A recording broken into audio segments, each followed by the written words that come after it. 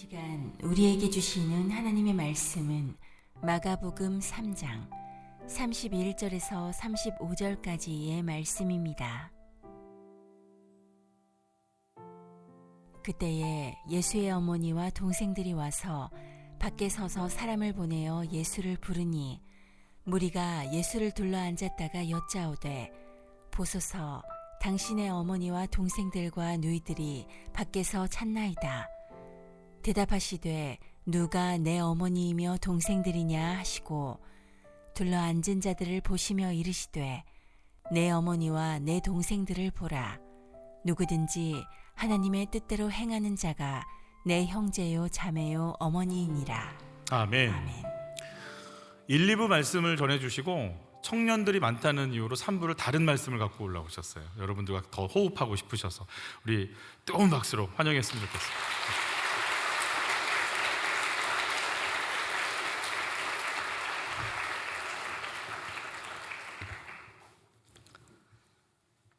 아, 2017년에 일본에서 책이 한 권 출판되고 그 바로 다음 해에 한국어로 번역이 된 책이 있어요. 미래연표라고 하는 책입니다.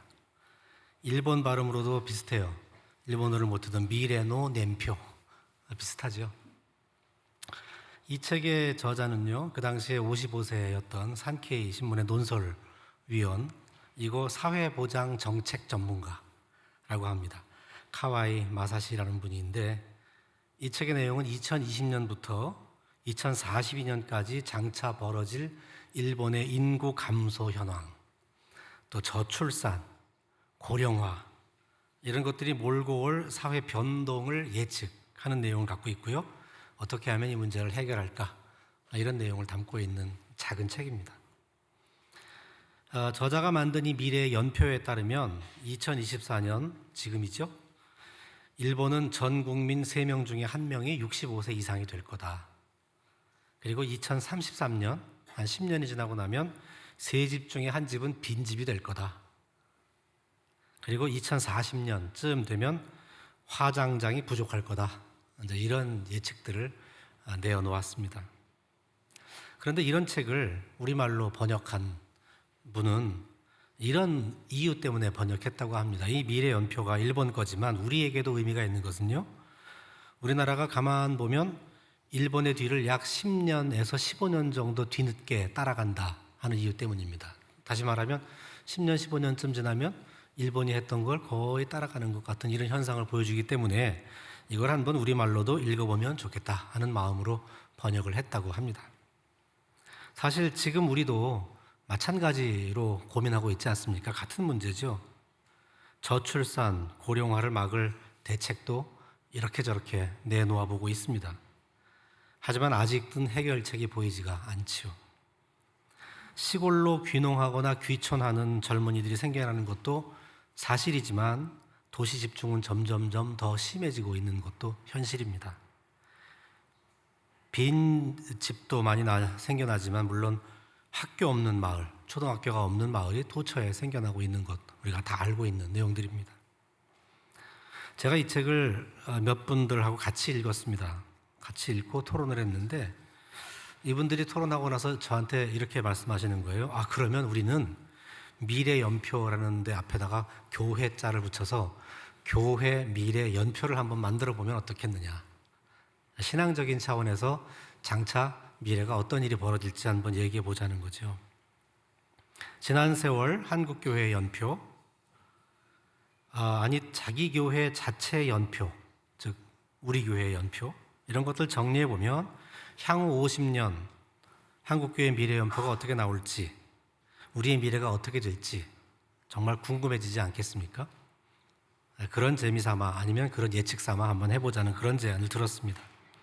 만일 정말 신뢰할 만한 연표가 만들어진다면 교회의 모습이 어떻게 되어야 할지 예측할 수도 있을 것입니다. 대책을 마련할 수도 있을 것입니다. 야구 시합을 보면 엄청나게 많은 통계 자료들이 등장하잖아요. 저 타자는 어떤 약점이 있고 저 투수는 어떤 강점이 있고 이런 것처럼 통계 자료들이 등장하는데 통계 자료가 항상 맞아 떨어지는 것은 아니라고 하지만 적어도 미래의 불확실성을 좀 줄여나가는 데는 크게 도움이 될 거라 생각을 합니다. 제가 설교 말씀의 서두에 여러분들께 이 책을 소개한 것은요, 사회 전체가 점점 더 나이가 들어가는 문제를 신앙적인 측면에서 한번 좀 관찰해 봤으면 좋겠다라고 생각했기 때문입니다. 당연히 교회에 출석하는 교인들도 미래 연표에서처럼 앞으로 점점 더 나이가 들어가게 마련입니다.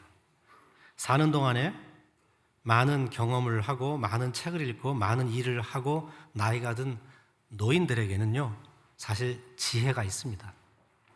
그러므로 100년 넘은 역사를 가진 교회 안에는 당연히 대를 이어서 신앙생활 해온 교인들, 그리고 물리적으로만 나이가 많은 것이 아니라 예수님의 신앙을 조부모님과 부모님으로부터 물려받은 신앙의 연륜이 깊은 분들이 점점 더 많아지게 될 것이 분명하기 때문이죠. 앞으로 40년쯤 지나면 100년 정도의 역사와 지혜를 가진 교회는 아주 흔한 그런 시대가 될 것입니다. 그런데 반면에 역사가 오랜 교회들 가운데서 이렇게 큰 도시에 위치하지 않은 교회, 시골에 있는 오래된 교회는요, 젊은이들이 다 도시로 빠져나가서 교인들의 평균 나이가 굉장히 높아지는 그런 현상이 발생하였습니다. 제가 자주 가보게 되는 익산의 지역, 어떤 교회는 역사가 100년 넘고 또 심지어 독립운동 때에도 깊이 관여한 아주 의식이 있는 그런 교회인데요. 그런 역사적 전통과 역사의 지혜를 장차 물려받을 젊은이들이 교회 안에 없었습니다. 설교하러 갔더니 다 저보다 연세가 많은 노인들만 가득 있었죠. 즉 분명히 교회 안에 물리적인 나이로 어른은 많아졌는데, 그리고 지혜는 많이 있는데, 이것을 물려받을 젊은이들이 모두 사라지니까 어른들이 가지고 있는 지혜가 제 역할을 하지 못하는 것입니다. 전달할 수 없고 물려줄 수가 없는 거죠. 제가 어떤 책을 읽었더니 어떤 책에 이 어른이 누구냐, 어떤 사람이 어른이냐 하는 정의를 내린 것을 본 적이 있어요. 이렇게 소개되어 있습니다. 어른이란 곁눈질에 익숙하거나 땅에 떨어진 것을 바라보는 사람이 아니라 위를 바라볼 줄 아는 사람. 이게 어른의 정의라고 하는 걸 읽었습니다. 곁눈질을 하거나 땅에 떨어지는 것을 바라보는 게 아니라 위를 바라볼 줄 아는 사람이 어른이다. 이렇게 말했습니다. 만일 이 정의대로 모든 어른들이 어른의 역할을 제대로 한다면 그 뒤를 따라가는 젊은이들은 정말로 많은 것을 배우게 될 겁니다. 하지만 오늘의 현실은 참 어렵습니다. 어떤 교회에는 어른이 계시지가 않아서 젊은이들이 누구를 본받아야 할지 모르고 있기도 하고, 어떤 교회에는 젊은이가 없어서 어른의 지혜가 전수될 길이 없기 때문에 그렇습니다. 위를 바라볼 줄 아는 사람이 어른인데 그분이 계시지 않으면 어떤 일들이 벌어지게 될까요? 공동체 안에 위를 바라볼 줄 아는 어른이 안 계시면 말입니다, 당연히 다툼이 생깁니다. 다툼이 있는 교회에는, 다툼이 있는 공동체에는, 다툼이 있는 마을에는 어른이 계시지 않기 때문입니다. 어른은 없고 아이들끼리 싸우는 사회, 이걸 영어로 시빌링 소사이어티라고 부릅니다. 일찍이 우리나라의 영성가로 알려진 함석헌 선생님께서 남긴 글 중에 그 공동체, 마을 안에 어른이 사라지면 다음과 같은 3가지 일이 난무한다 하고 말씀하신 적이 있거든요. 어떤 일인가 하면 첫째, 주고받기. 주었으면 반드시 받아야 되고요, 받았으면 반드시 줘야 합니다. 주고받기가 난무한다. 두 번째는 시비 가리기가 난무한다. 옳고 그름을 따지고 싸우다가 둘 다 망할 때까지 끝까지 시비를 가린다. 어른이 안 계시면 그렇게 된다는 겁니다. 세 번째는 깔고 앉거나 깔리기. 힘이 없을 때는 슬쩍 깔려 있다가 눈치 봐서 어쩌다가 힘이 생기면 뒤집어 엎어서 이제는 깔고 앉는 위치에 올라가고, 또 그런 일이 계속 반복해서 벌어지는 이런 일들만 난무하게 되는데, 그 원인은 거기에 어른이 계시지 않기 때문에 이런 일들이 벌어진다 하고 말씀하신 적이 있습니다. 오늘날 많은 사람들이 한국 교회가 위기에 처했다고 말하죠. 이 위기라고 하는 이유는요, 하나님을 사랑하고 나라와 민족을 사랑하고 교회를 사랑하고 자기 희생을 감수하고서도 멀리 예수님의 길을 바라볼 줄 알았던 어른이 계시지 않은 문제점들이 그대로 드러나기 때문에 한국교회가 위기를 맞았다고 말할 수 있는 것입니다.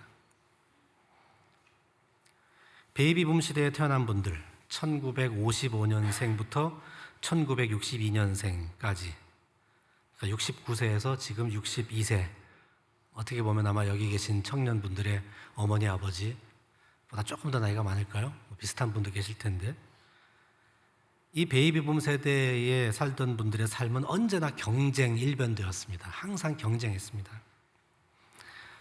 제 경우만 해도 제가 태어났던 해에 출생한 어린아이가 100만 명이었습니다. 100만 명. 지금 30만 명 채 안 된다고 그래요. 20몇만 명이 태어나는데, 그런데 문제가 뭔가 하면 일에서 은퇴하고 나서 나이가 들면 한가하게 살 줄 알았어요. 그랬는데 이제는 놀러 가도 경쟁을 해야 됩니다. 휴양지마다 얼마나 나이 든 사람들이 많은지 평일에도 차가 많고 주차할 곳도 없고 온갖 사람으로 가득 찬, 일하면서도 경쟁했는데 은퇴해서 이제 쉬면서도 또 노는 경쟁까지 해야 되는 그런 세대였습니다. 철따라 꽃이 피는 산에도 등산 행렬이 가득하고요. 올라가면서 내려오면서 서로 부딪힙니다. 이제는 산에서 새 소리가 아름답게 울려 퍼지는 것이 아니라 산에 가면 사람 소리가 더 많이 들리는 이런 형편이 되었다고 볼 수 있습니다. 미래 연표를 생각해 보면 이 세대는 죽을 때까지 경쟁하다가 그만 갈 것 같습니다. 그러니 옆 사람들과 경쟁만 하는 우리 사이 속에 좀 위를 바라볼 줄 아는 사람, 진짜 어른이 얼마나 나올 수 있겠습니까? 어른이 나와야 되는데 우리는 옆만 보며 그동안 경쟁하며 살았다는 뜻입니다. 저는 오늘 설교의 제목을 어른 예수라고 정해서 소개했습니다.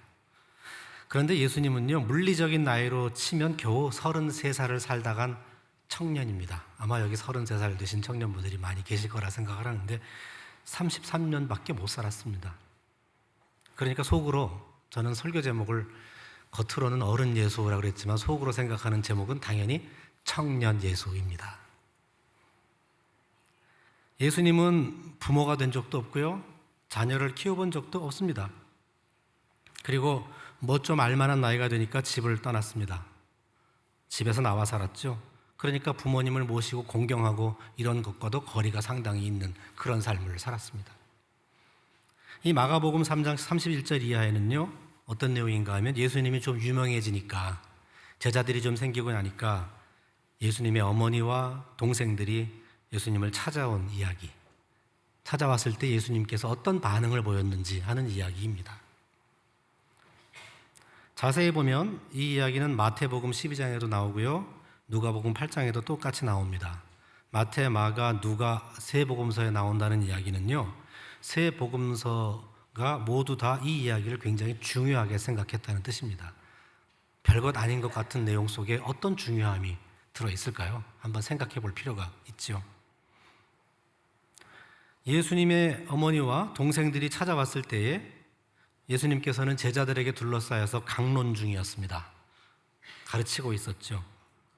이야기하는 도중에 가족이 찾아왔습니다 하는 말을 전해 들은 예수님께서 제자들에게 이렇게 말합니다. 누가 내 어머니이며 내 동생들이냐.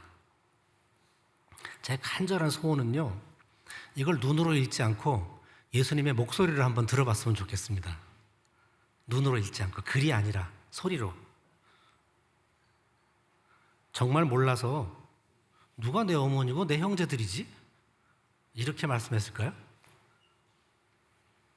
아니면 도대체 나에게 어머니와 형제가 있었단 말이냐? 이런 뉘앙스인지 글로서는 우리가 알 수 없습니다. 어떤 느낌으로 말을 했는지 정말 궁금합니다. 꽤 오랫동안 만나지 못해서 가족들이 찾아왔을 텐데요, 주님께서 일단 나는 모르겠다, 누가 내 어머니고 누가 내 형제들이냐 라고 말했다는 것만 보아도 이것을 읽는 우리들의 마음은 참 불편합니다. 주님이 도대체 저런 분이었던가? 이런 생각이 들지 않겠어요? 도대체 무슨 생각으로 도대체 누가 내 어머니이며 내 형제들이냐 이런 말을 했을까? 이런 생각이 들죠. 제가 더 불편하게 생각하는 것은 그 다음에 나오는 말입니다. 둘러앉은 자들을 보시고 말씀하셨다. 보아라, 내 어머니, 내 형제자매들이다. 그러니까 찾아온 엄마하고 동생은 모른다 하고 내 옆에 있는 사람들은 너희들이 내 엄마고 내 동생들이다. 이게 보통 상황에서 나올 수 있는 말일까요? 읽는 사람은 굉장히 불편하게 만드는 말씀입니다. 그 다음에 하시죠. 누구든지 하나님의 뜻대로 행하는 사람이 곧 내 형제요 자매요 어머니이다. 맞는 말씀인데 더 불편합니다. 솔직히 말하면 정말 이게 될 수 있을까? 누구든지 하나님 뜻대로 행하는 사람이 오히려 내 어머니고 내 형제요 자매다. 실제로 그렇게 하기는 정말 힘든 말씀이죠. 우리는 그동안에 이 본문을 읽으면서 깊은 고민도 안 해보고 절망도 하지 않았습니다. 그리고 너무 쉽게 말로만 그래 주님 말씀이니까 당연한 말씀이겠지 이렇게 받아들이고 살았던 것을 고백하지 않을 수 없습니다. 그러니 우리는 이렇게 반문해야 합니다. 누구든지 하나님의 뜻을 행하는 사람이 다 내 형제요 자매요 어머니라고요? 주님 정말입니까? 정말 그렇게 할 수 있겠습니까? 하고 반문을 해야죠. 반문이라는 건 저한테 물어보는 겁니다. 스스로 내가 정말 그렇게 할 수 있을까? 가족이라고 하면 대부분 뜻을 같이 하는 사람들이 가족입니다. 그런데 오늘 이 본문을 해석하는 주석들을 보면 공통적으로 이렇게 말합니다. 지금 밖에 찾아온 예수님의 가족들은 예수님과 뜻이 같지 않았다 이겁니다. 그러니까 가족들은 예수님과 생각이 전혀 달랐던 거죠. 잉태할 때부터 신비로운 경험을 마리아가 하고 예수님을 출생하게 했습니다. 그리고 훗날 예루살렘 교회의 지도자가 되었던 예수의 동생, 별명이 낙타 무릎, 하도 기도를 많이 해서 무릎이 낙타처럼 되었다. 그래서 낙타 무릎이라는 별명을 가진 동생 야고보도 그 당시에는 예수님을 신뢰하지 않았다는 겁니다. 예수님과 생각이 달랐다는 거죠. 그러니까 이런 상황으로 볼 때 도대체 누가 내 어머니이며 내 형제들이냐라고 반문했던 예수님의 질문은 너무 당연한 거죠. 나하고 뜻이 다른 사람들이다. 그러니 지금 여기 같이 있는 나와 뜻을 같이 하는 사람들이 오히려 내 가족이다. 이렇게 지금 말씀하고 계신다고 이해할 수 있는 것입니다. 어떤 주석에는 이렇게까지 표현해요. 어머니하고 동생들이 찾아온 이유가 무엇이었을까? 예수님을 불러서 도로 집으로 데려가야지. 이렇게 생각하고 찾아왔을 가능성이 높다고 생각을 합니다. 이대로 가만두었다가는 앞으로 무슨 화를 당하게 될지 몰라서 걱정을 했다는 거죠. 이렇게 제자들하고 몰려다니면서 하늘나라 이야기를 하고 점점 이렇게 나가다가는 장차 겪을 그 일, 붙잡혀가서 심한 매질을 당하고 죽게 될지도 모른다는 걱정을 했기 때문에 예수님을 고이 집으로 데려가려고 찾아왔다. 이렇게 해석하는 분들도 있습니다. 아버지 요셉이 따라오지 않은 걸로 봐서는요, 어쩌면 아버지 요셉은 이미 살아계시지 않고 예수 모셔다가 다시 가장의 짐을 지우려고 한 게 아니겠느냐, 또 이렇게 해석하는 책도 있습니다. 집에 가서 일해서 다시 목수로서 가족들을 먹여 살려야 하는 그런 형편을 와서 이야기하려고 찾아온 게 아니냐, 이렇게 보기도 합니다. 그런데 만일 우리가 예수님처럼 그런 상황에 처해 있다면 이런 가족의 형편, 이 가족의 바람, 이런 가족의 요구를 나 몰라요. 여기 있는 사람들이 내 형제입니다, 내 어머니입니다 라고 말할 수 있을까요? 그러니 깊이 생각해 봐야 한다는 뜻입니다.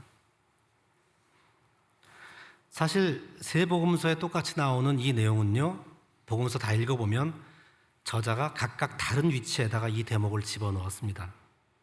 아마도 이 어록은 널리 알려졌던 공통의 어록에서 나온 이야기일 텐데, 쉽게 말하면 이 세 복음서는 이렇게 말하고 싶은 거죠. 예수님은 바로 그런 분입니다. 예수님은 그렇게 가족 문제에 연연해하는 분이 아닙니다. 예수님은 가족을 새롭게 정의할 수 있는 바로 그런 분입니다. 그런 특별한 분입니다 라는 말을 세 복음서는 하고 싶었다는 거죠. 예수님께서는 자기 주변에 뜻을 같이 하는 제자들을 가족으로 생각했습니다. 그 뜻은 누구의 뜻이었을까요?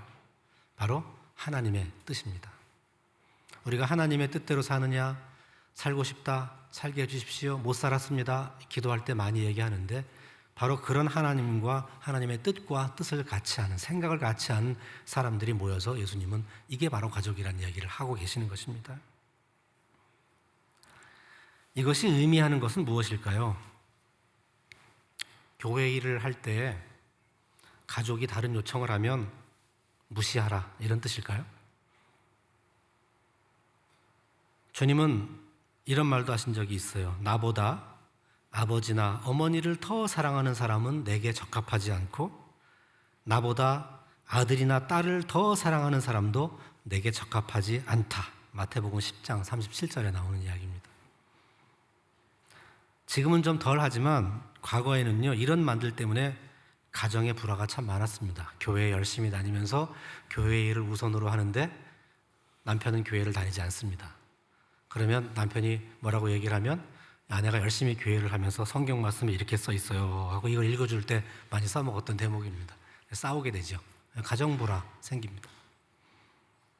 저는 그래서 이런 종류의 본문들을 읽을 때에는요, 주인공이 누군지를 알고 읽어야 한다 하고 생각합니다. 주인공이 누구일까? 지금 주님께서 내세운 주인공은 주님 자신입니다. 주님의 말씀은 이런 의미를 담고 있어요.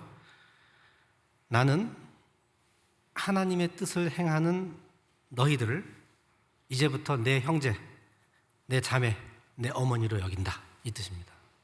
주님께서 말씀하시는 거죠. 우리 너러 그러라는 게 아니라 나는 그렇게 여기겠다. 나는 나와 똑같이 하나님의 뜻을 따르고 실천하려고 결심하는 당신들을 나의 가족으로 여기겠다, 친구로 여기겠다, 이런 표현을 하고 계시는 겁니다. 주님은 지금 제자들 앞에서 당신의 고백을 하고 있는 거죠. 내가 지금 실현하려고 하는 이 하나님의 나라는, 그리고 이 하나님의 나라의 성격은 혈연으로만 구성된 가족이 아니라 하나님의 뜻에 동참하고자 하는 모든 사람으로 구성된 가족이라는 사실을 제자들 앞에서 발표하고 있는 것입니다. 우리에게 가족은 그렇게 넓은 것이다. 그러니 이 말씀의 근본 취지는요, 나도 가족을 버렸으니 너희도 가족을 버려라, 이런 의미가 아닙니다. 내가 가족의 범위를 넓혔으니 너희도 가족의 범위를 넓히라는 겁니다. 우리가 교회에서 교회를 가족과 같은 공동체라고 말하지 않습니까? 사랑하는 공동체라고 말하지 않습니까? 이게 바로 범위를 넓힌 가족, 범위를 넓힌 사랑의 공동체의 성격이라는 걸 주님은 지금 우리에게 가르쳐주고 계시는 겁니다. 이런 점에서 예수님은 분명히 우리와는 많이 다른 분입니다. 그래서 저는 청년 예수, 이 젊은 예수잖아요. 33살인데 이 정도의 수준이시라면 청년 예수라고 부르면 안 되고 어른 예수라고 불러야 한다고 생각해서 제목을 어른 예수라고 정한 겁니다. 여기 계신 분들은 청년이지만 청년 여러분들이 이런 점에서 어른이 되기를 바라는 간절한 마음을 담아서 드리는 말씀입니다. 그래서 어른이라고 하면요, 모름지기 자기 가족의 범주를 넓힐 줄 아는 사람이 바로 어른입니다. 세상을 좁게만 보고 내 것만 생각하고 우리만 생각하는 것이 아니라 세상을 넓게 볼 줄 아는 그런 분이 저는 어른이라고 생각합니다. 앞에서 언급했던 미래연표라고 하는 그 책에서 제시하는 대안들이 있는데요, 좀 웃깁니다. 이 책에서 저자가 뭐라고 하면요, 그러면 앞으로 노인 나이를 올리자. 지금 65세가 되면 지하철을 공짜로 탑니다. 그래서 생겨난 유명한 단어가 지공거사라는 단어가 생겨서 지하철 공짜로 타는 거사입니다. 근데 이걸 높여서 75세로 높이면 고령자의 수가 줄어든다는 거죠. 말도 안 되는 대안입니다. 숫자 노름이죠. 셋째 아이를 낳게 되면 이제 우리나라도 이제 아이 셋을 낳으면 많은 혜택이 있는데 이분의 주장은 1,000,000엔을 주자.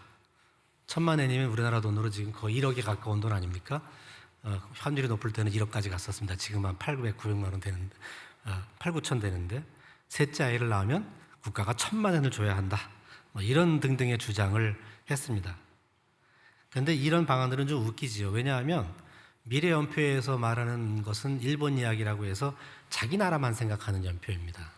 이것도 좀 범주를 넓혀서 전 세계를 생각하는 그런 연표를 내놨으면 훨씬 더 좋았을 테 말입니다. 지구에 난리가 나면 한 나라만 살아남을 수 있을까요? 우크라이나하고 러시아 전쟁 중이고요. 이스라엘과 팔레스타인 사이에 문제가 지금 커져서 어제 뉴스인가요? 헤즈볼라 공격하는 바람에 레바논하고 또 전쟁이 날지 모르고 또 이란이 개입할지도 모르고 점점 커져가고 있습니다. 그게 그 나라만의 문제일까요? 전 세계에 영향을 미칩니다. 모든 나라가 선진국처럼 물도 펑펑 쓰고 에너지도 넉넉하게 다 쓰게 되면 이 지구는 어떻게 될까요? 그러니 지금 잘 사는 나라가 먼저 양보하고 더 많이 절약하는 것이 당연한 것입니다. 우리에게도 해당되지요. 아무리 무기를 많이 만들어서 강력한 군대를 만들면 어디다 쓸까요? 전쟁밖에 못 하는데요. 만일 어디선가 큰 전쟁이 일어나면 모두가 다 거의 동시에 망가질 운명이 되지 않겠습니까? 작게 생각하는 사람들은 자기 나라만 생각합니다. 크게 생각하는 사람들은 전 지구를 생각하죠. 저는 그래서 2000년 전 예수님께서 하신 그 말씀이 오늘 우리의 현실에 꼭 맞는 말씀이라는 생각이 듭니다. 아마 저만 그렇게 생각하지 않을 거라고 생각해요. 분명히 예수님께서는요, 아이들끼리 서로 싸우는 사회, 시빌링 소사이어티 속에 어른이셨던 것이 분명합니다. 나이는 젊지만 예수님의 생각은 정말 어른이었습니다. 예수님은 저 높은 곳, 저 멀리를 바라볼 줄 아는 그런 분이었습니다. 예수님의 머릿속에는 하나님의 나라가 가득 차 있었기 때문이죠. 우리 한국교회도 역사가 이제 130년이 넘어서 140년에 이르렀습니다. 서로 다른 교파의 선교사들이 들어왔기 때문에 여러 가지 교단들이 우리 한국 사회 안에 존재하는 것은 어쩔 수 없다고 해도 같은 장로교끼리 장로교라는 이름을 달고 있는 것이 공식적으로 40여 개의 교단이 존재하는 것은 이유는 딱 그거 하나입니다. 아이들끼리 다투었기 때문입니다. 아이들과 같은 마음으로 다툰 바람에 이런 분열이 우리에게 와 있던 것이죠. 어른은 사라지고 아이들 같은 마음으로 싸우기 때문입니다. 다시 모여서 합치자고 기독교 연합 모임도 여전히 또 싸우고 또 갈라지고 또 자리다툼을 하고 있습니다. 그래서 해를 거듭하면 거듭할수록 연합체의 종류와 숫자가 또 증가합니다. 줄어들어야 되는데 점점 늘어나죠. 그러니 한국교회도 이제는 어른 예수의 뒤를 따르는 어른교회가 나와서 좀 앞장을 설 수 있으면 참 좋겠습니다. 그런 교회가 어른의 모습을 보여주고 많은 교회가 동참하게 할 수 있으면 좋겠다는 거죠. 어른이란 한 개인만 해당되는 것이 아니라 집단에게도 어른이 있다는 뜻입니다. 교회에도 어른 교회가 있다는 뜻입니다. 제가 오늘 세종 한빛교회에 초청되어서 설교 준비를 하면서 1부, 2부 예배와는 달리 3부 청년 예배 설교는 좀 다른 말씀을 드리고 싶었습니다. 제가 오늘 오전 1부와 2부 예배에는요, 섬기고 겸손하고 기도하는 우리의 신앙이 좀 더 성숙한 방식이 되기를 바라는 마음으로 말씀을 전해드렸습니다. 그런데 이 시간에는 여기에 참석하신 청년들이 진정한 어른으로 성장하기를 바라는 그런 마음을 전하고 싶었습니다. 젊은 시절에 열심히 성실히 온 힘을 다해서 사는 것은 당연한 일입니다. 목표를 향해서 성실하게 달려가는 사람이 자기가 정한 목표에 도달할 수 있습니다. 그런데 예수의 가르침은 우리가 세운 목표를 초월하는 그런 가르침입니다. 한 칸 더 나가라, 더 멀리 보라 하고 얘기하는 것이죠. 그래서 제가 드리고 싶은 말씀은 이것입니다. 청년 시절에 노력도 하고 실력도 쌓고 다 좋지만 넓은 아량과 넓은 연민의 마음을 가지는 연습을 꼭 했으면 좋겠다라는 권면을 드리고 싶습니다. 진정한 어른, 진정한 그리스도인이 되려면 연민의 마음을 가지는 훈련을 해야 한다고 생각하죠. 그렇게 되면 나중에 이 한빛교회가 진정한 어른교회가 될 수 있을 것입니다. 언젠가는 그 자리를 차지하게 될 것이죠. 교회와 신앙은 어렸을 적에는 자기만 보고 자라지만 신앙이 성장하면서부터 주변을 함께 볼 줄 아는 눈이 열리게 됩니다. 물론 저절로 그렇게 되는 것은 아닙니다.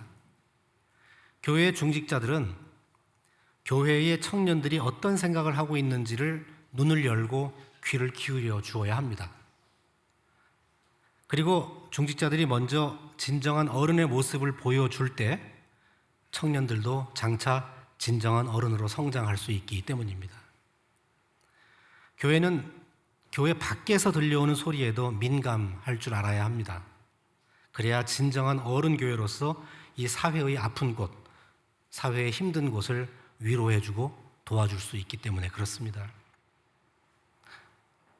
세종 한빛교회가 가족의 지평을 넓히라고 하시는 주님의 말씀, 그 말씀처럼 이 세종시를 넘어서서 평화롭게 사는 하나님 나라의 소망을 더 크게 키워나갔으면 좋겠습니다. 교회도 그렇고 정치도 그렇고 사회도 그렇고 경제도 그렇고 교육도 그렇고 다 모두 위를 바라볼 줄 아는 그런 어른 교회로 성장해 나갔으면 좋겠습니다. 간절히 소원합니다.